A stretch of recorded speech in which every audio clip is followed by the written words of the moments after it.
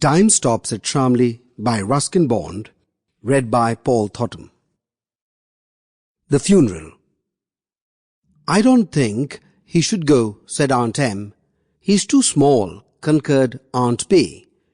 "He'll get upset and probably throw a tantrum. And you know, Padre Lal doesn't like having children at funerals." The boy said nothing. He sat in the darkest corner of the darkened room, his face revealing nothing of what he thought and felt. His father's coffin lay in the next room, the lid fastened forever over the tired, wistful countenance of the man who had meant so much to the boy. Nobody else had mattered, neither uncles nor aunts nor found grandparents. Least of all the mother, who was hundreds of miles away with another husband. He hadn't seen her since he was 4. That was just over 5 years ago, and he did not remember her very well. The house was full of people, friends, relatives, neighbours. Some had tried to fuss over him, but had been discouraged by his silence, the absence of tears. The more understanding of them had kept their distance. Scattered words of condolence passed back and forth like dragonflies on the wind. Such a tragedy. Only 40. No one realized how serious it was. Devoted to the child. It seemed to the boy that everyone who mattered in the hill station was present. And for the first time, they had the run of the house, for his father had not been a sociable man. Books, music, flowers, and his stamp collection had been his main preoccupations apart from the boy. A small hearse drawn by a hill pony was led in at the gate, and several able-bodied men lifted the coffin and maneuvered it into the carriage. The crowd drifted away. The cemetery was about a mile down the road, and those who did not have cars would have to walk the distance. The boy stared through a window at the small procession passing through the gate. He'd been forgotten for a moment, left in care of the servants, who were the only ones to stay behind. Outside it was misty. The mist had crept up the valley and settled like a damp towel on the face of the mountain. Everyone was wet, although it hadn't rained. The boy waited until everyone had gone, and then he left the room and went out on the veranda.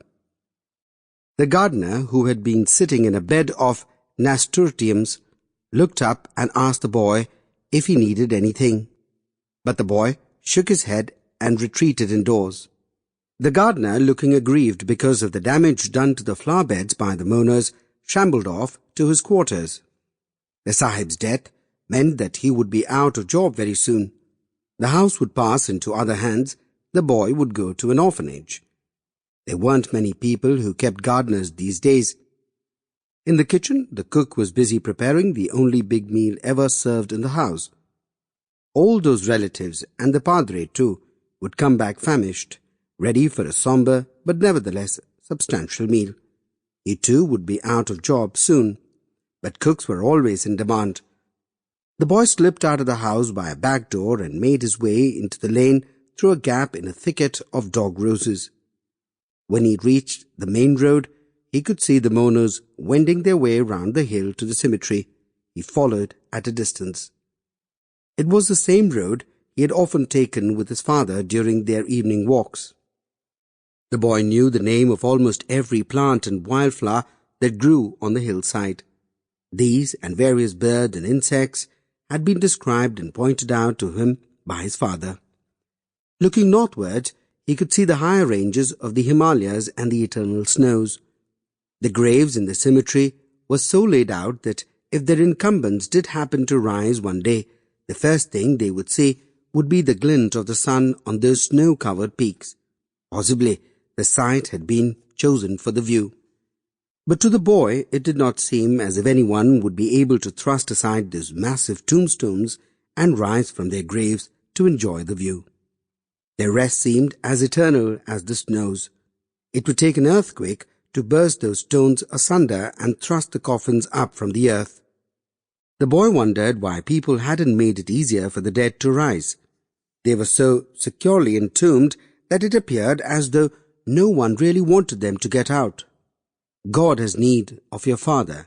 In those words, a well-meaning missionary had tried to console him, and had God, in the same way, laid claim to the thousands of men, women, and children who had been put to rest here in these neat and serried rows? What could he have wanted them for? Or what use are we to God when we are dead, wondered the boy. The cemetery gate stood open, but the boy leant against the old stone wall and stared down at the mourners as they shuffled about with the unease of a batsman about to face a very fast bowler. Only his bowler was invisible and would come up stealthily and from behind. Padre Lal's voice droned on through the funeral service, and then the coffin was lowered. Down, deep down. The boy was surprised as to how far down it seemed to go. Was that other, better world down in the depths of the earth? How could anyone, even a Samson, push his way back to the surface again? Superman did it in comics, but his father was a gentle soul who wouldn't fight too hard against the earth and the grass and the roots of tiny trees. Or perhaps he'd grow into a tree and escape that way. If ever I'm put away like this, thought the boy, I'll get into the root of a plant and then I'll become a flower, and then maybe a bird will come and carry my seed away. I'll get out somehow. A few more words from the padre, and some of those present threw handfuls of earth over the coffin before moving away. Slowly, in twos and threes, the mourners departed. The mist swallowed them up. They did not see the boy behind the wall. They were getting hungry. He stood there until they had all gone. Then he noticed that the gardeners or caretakers were filling in the grave. He did not know whether to go forward or not. He was a little afraid, and it was too late now. The grave was almost covered. He turned and walked away from the cemetery. The road stretched ahead of him, empty, swathed in mist. He was alone. What had his father said to him once? The strongest man in the world is he who stands alone. Well, he was alone, but at the moment he did not feel very strong. For a moment he thought his father was beside him, that they were together on one of their long walks. Instinctively he put out his hand, expecting his father's warm, comforting touch. But there was nothing there, nothing, no one. He clenched his fists and put them deep down into his pockets. He lowered his head so that no one would see his tears. There were people in the mist, but he did not want to go near them, for they had put his father away. He'll find a way out, the boy said fiercely to himself. He'd get out somehow. The Room of Many Colors. Last week I wrote a story, and all the time I was writing it, I thought it was a good story. But when it was finished and I had read it through, I found that there was something missing, that it didn't ring true. So I tore it up. I wrote a poem about an old man sleeping in the sun, and this was true, but it was finished quickly. And once again, I was left with the problem of what to write next.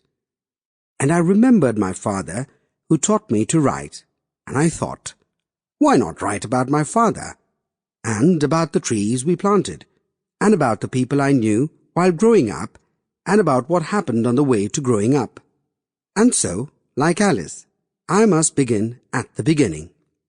And in the beginning, there was this red insect, just like a velvet button, which I found on the front lawn of the bungalow. The grass was still wet with overnight rain. I placed the insect on the palm of my hand and took it into the house to show my father. Look, Dad, I said, I haven't seen an insect like this before. Where has it come from? Where did you find it? He asked. On the grass. It must have come down from the sky, he said. It must have come down with the rain. Later he told me how the insect really happened, but I preferred his first explanation. It was more fun to have it dropping from the sky. I was 7 at the time, and my father was 37. But right from the beginning, he made me feel that I was old enough to talk to him about everything. Insects, people, trees, steam engines, King George, comics, crocodiles, the Mahatma, the Viceroy, America, Mozambique, and Timbuktu. We took long walks together, explode all. Sample complete. Ready to continue?